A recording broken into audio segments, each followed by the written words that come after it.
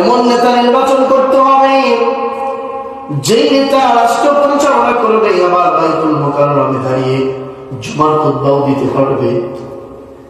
রাষ্ট্রের ড্রাইভার যেন তার ড্রাইভার নির্বাচন করা যাবে না, ঠিক কিনা?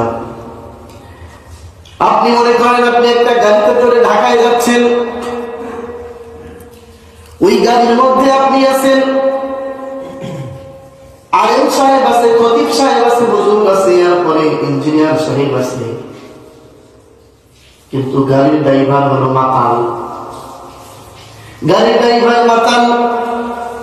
ওই গাড়িটা চড়ে আপনি ঢাকায় যাচ্ছেন, ড্রাইভার যদি মাতাল হয়, ড্রাইভার যদি হয় ড্রাগ অ্যাডিক্টেড, ড্রাইভার যদি হয় অচেতন, তাহলে এরকম গাড়িতে চড়ে, ওরকম ড্রাইভারের গাড়িতে চড়ে আপনি যদি ঢাকায় রওনা করেন, তাহলে ওই গাড়িতে বসে যদি হুজুর দোয়া করে, আলেম যদি দোয়া করে, খতিব সাহেব যদি ওই গাড়িতে বসে দোয়া করে, ড্রাইভার যদি মাতাল হয়, ড্রাইভার যদি হয় পাগল, ড্রাইভারের মাতলামির কারণে, ড্রাইভারের পাগলামির কারণে গাড়ি যদি গিয়ে খাদে পড়ে, তাহলে ইমাম সাহেব, খতিব সাহেব সুদ্দাই কিন্তু খাদে পড়বে, ঠিক কিনা?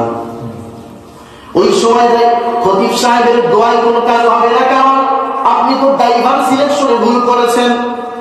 আর যদি ড্রাইভার যদি ভালো হয়, ড্রাইভার যদি হয় ইসলামওয়ালা, আদর্শওয়ালা ড্রাইভার যদি হয়, ড্রাইভার যদি ড্রাগ অ্যাডিক্টেড না হয়, ওই গাড়ির মধ্যে যদি খতিব সাহেব নাও থাকে, ওই গাড়ির মধ্যে যদি ইমাম সাহেব নাও থাকে, তাহলে যদি আপনি ওই গাড়ির মধ্যে ওঠেন, ওই গাড়ি চড়ে যদি আপনি ঢাকায় যান, তাহলে গাড়ি কিন্তু ঢাকায় গিয়ে পৌঁছাবে, ঠিক কিনা?